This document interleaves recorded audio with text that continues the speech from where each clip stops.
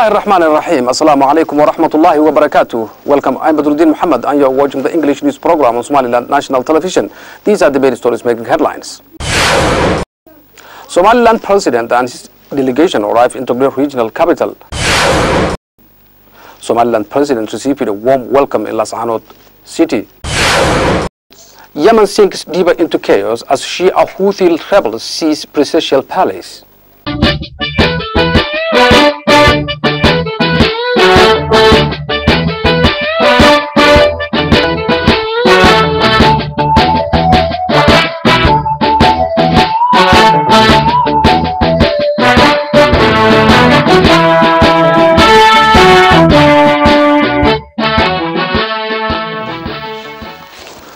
Somaliland President, His Excellency Ahmed Mohamed Mahmoud Silanyo, leading a high-ranking delegation, arrived in Togdheer regional capital borough, where he was highly welcomed by unanimous large number of residents in the regional capital borough.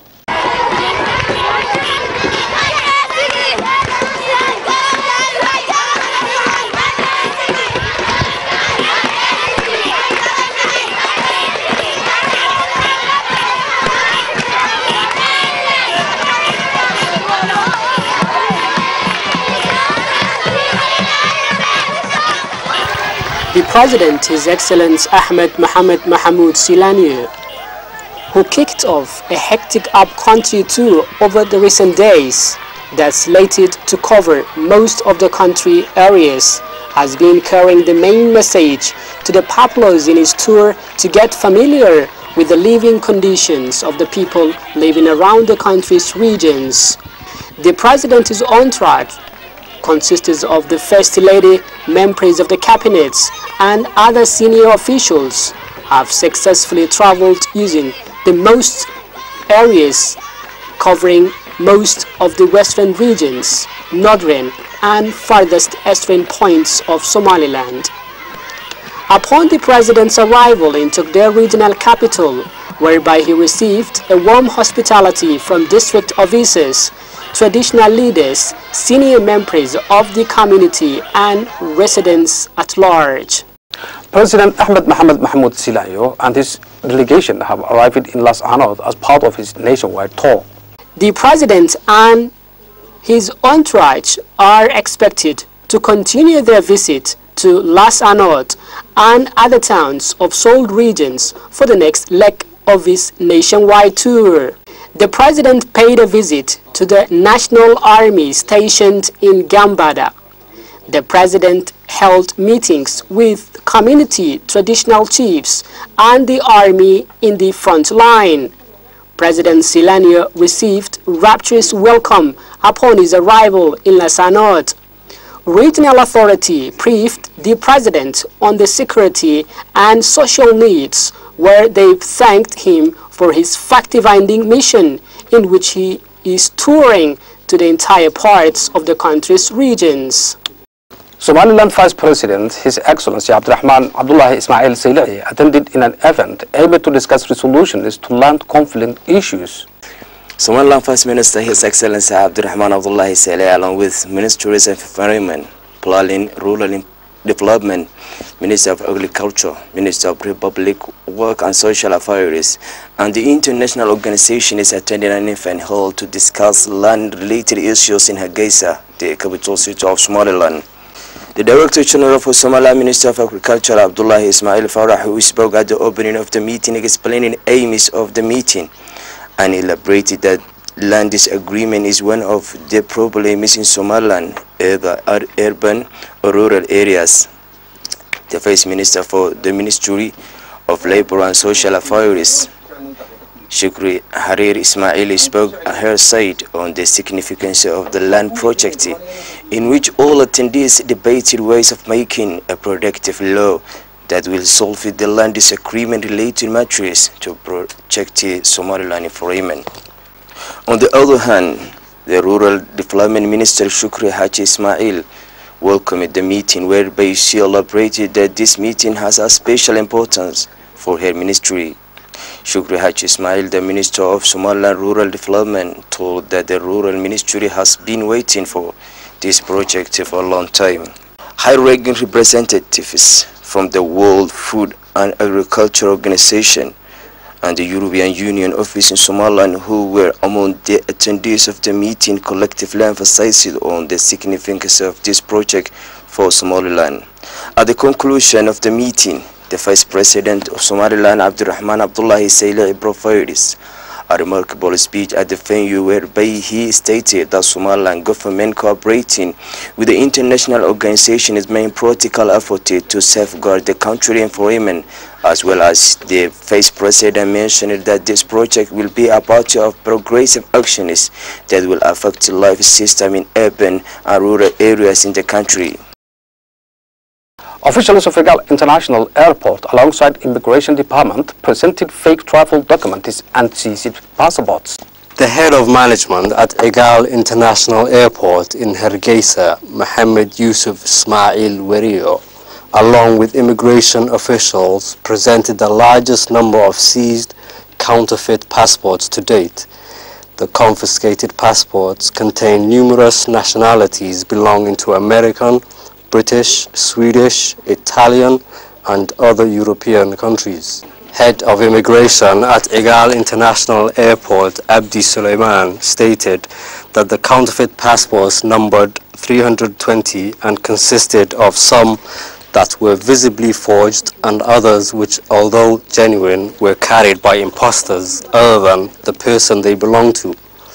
The confiscations also included counterfeit visas from countries including Angola, Mozambique, South Africa, Sudan, Egypt, Yemen, and many other countries. The head of Egal International Airport stated that the crime of counterfeiting is increasing in technical sophistication, and the airport and immigration officials are taking vigilant measures to keep up with these crimes.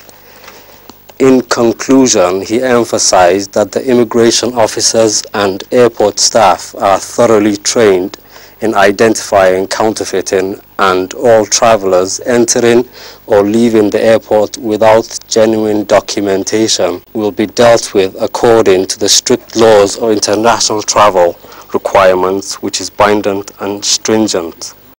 Parliamentarian member Nana, speaking to the media, has made clear that the main purpose behind the president's visit is fact-finding mission to see the real situation on the ground around the region is locating in the border regions. Parliamentarian Nana, speaking to the media, has discussed and made clear that the main purpose behind the president's visit is fact-finding mission to see the real situation on the ground around the region is locating in Somaliland.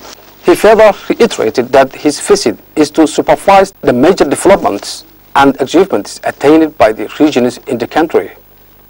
Mr. Nana pointed out, baseless with no binding facts, that the president is campaigning as claimed by some of the opposition figures. You are still watching the English news program on Somaliland National Television, the only Somali-speaking channel with an English news program. And now for our international headlines in detail.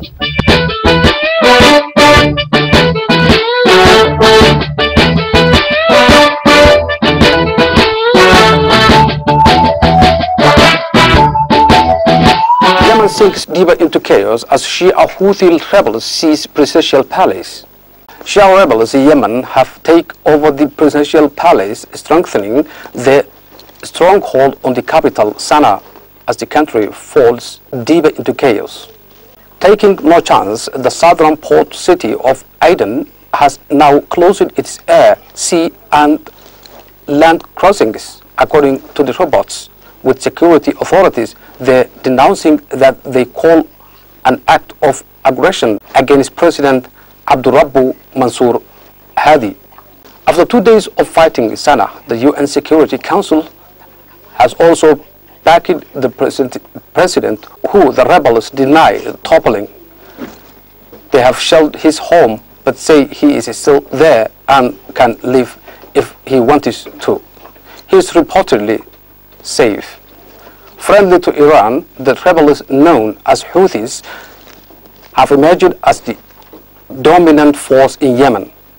But for now, at least they appear to have decided to stop short of overthrowing Hadi, possibly preferring to keep the enfeebled leader at their mercy rather than assuming the burden of seizing power. Claiming they are campaigning against corruption, the Houthi rebels seized Sana'a in September, but have only now taken the presidential compound.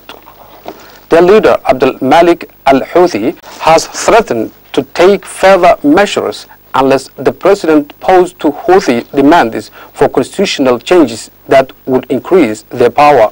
Yemen has been plagued by Islamist insurgency, separatist conflict, sectarian strife, and economic crisis for years. An Arab Spring popular uprising in 2011 led to the downfall of long-ruling President Ali Abdullah Saleh, bringing more chaos. President Barack Obama has put an improving U.S. economy and foreign policy achievements at the center of his 60th State of the Union address. President Barack Obama has put an improving U.S. economy and foreign policy achievements at the center of the 6th State of the Union address. With only 2 years left in office, it was a chance to take a credit for past policies and introduce new plans such as tax hike on the rich and raising the minimum wage. But he knows he is up against it with the Republican-controlled Congress. We've seen the fastest economic growth in over a decade, our deficits cut by 2/3, a stock market that has doubled, and healthcare inflation at its lowest rate in 50 years.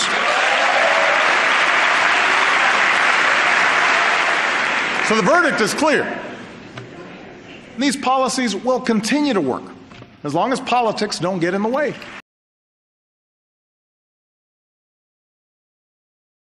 On foreign policy, Obama revived a promise he made when he first took office to close the U.S. military prison at Guantanamo Bay. In Iraq and Syria, American leadership, including our military power, is stopping ISIL's advance. Instead of getting dragged into another ground war in the Middle East, we are leading a broad coalition, including Arab nations, to degrade and ultimately destroy this terrorist group. Now, this effort will take time. It will require focus. But we will succeed. But this main target was a threat which hadn't even been on the radar back then. That's all news we have for you today. Thank you for watching. Until next time, goodbye. Assalamu alaikum wa rahmatullahi wa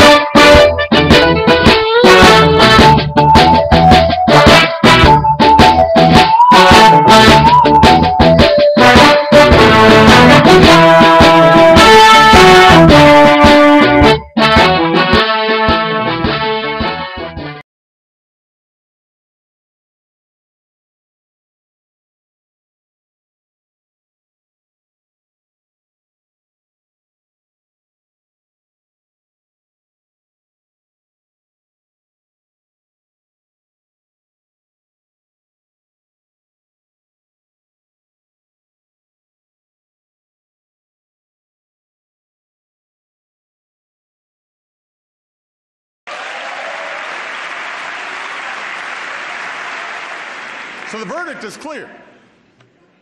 These policies will continue to work as long as politics don't get in the way.